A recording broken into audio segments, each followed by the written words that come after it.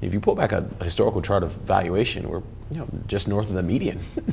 As expensive as everything kind of feels and seems, like, well, that it can get a lot more expensive. The median when it goes into its peak, because Yeah. that's the whole point that people miss, because they fight expensive becoming more expensive. Then you get into these huge crescendos of valuation peaks that eventually sucks every guy in. And then finally somebody is intelligent enough, or God put them on the earth, to literally sell the top, the day of the top. Yeah. Or sell scary newsletters or advertising platforms that are always calling the top. But I don't know, Josephine, if you have that. I tweeted it late last week, probably not, where I showed the S&P 500's trailing PE going back to really the beginning of modern time. And the reality is that Darius is right. You're right around the median of where these bubbly peaks can go on an NTMPE basis. And please don't say, oh, Keith, let's look at the CAPE ratio. And the reason why the CAPE ratio is so high is because industrials and cyclicals were in a recession, okay? That's why the E on that one is so low. So don't cherry pick. We understand them. Yeah, but even the CAPE ratio, it's just like probably in this, if I had to eyeball the chart, probably in the 60th or 70th percentile. Yep. It's not like these things could go much higher. Here's what really matters, though. So on the forget all this for a second, okay? For Q4 to date, you know what matters? If you're in this game, in as much as Dak Prescott had to put numbers up last night, Zeke had to, the performance matters.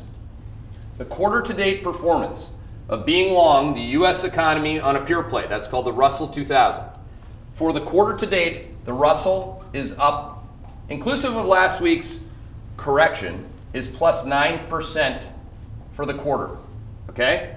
Strong dollar, strong America, Russell 2000 up 9% for the quarter to date. Strong dollar, not good for Turkey.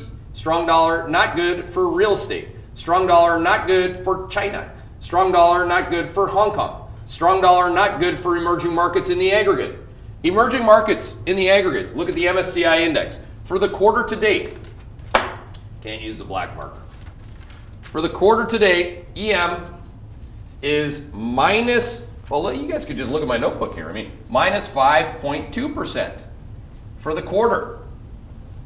Hong Kong, HK, stocks, Hang Seng, minus 5.5. Yen, minus 14. Don't be long that. Very similar to real estate. I get people tweet me this all the time. Oh my God, but the market's so expensive and it's bad for real estate when rates go up. And I'm like, yeah, bingo, don't be long real estate. Have you heard me say buy real estate at all since Trump won?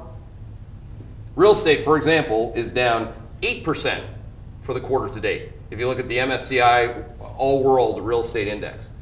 There are so many things to do and so much money to have been made in the last 3, 4 to 6 weeks. Instead of people just whining about it, they should have just made money here. There's a lot of money to be made. And again, you can go back and you can keep talking and whining and talking and whining. But if the dollar continues higher, these things are going to continue to underperform. This is just a direct impact of the dollar going up 8% on the US dollar index, by the way. So again, there's so many different ways to play this. Let's get excited. Let's do it right. I see a lot more winning here today, so thank you very, very much for that. I think last week alone, you could have started to reset. So again, last 4, 5, 6 weeks, if it's taken you that long to pivot, don't get upset. You get what you get, and we got to get out there and make some more money next week.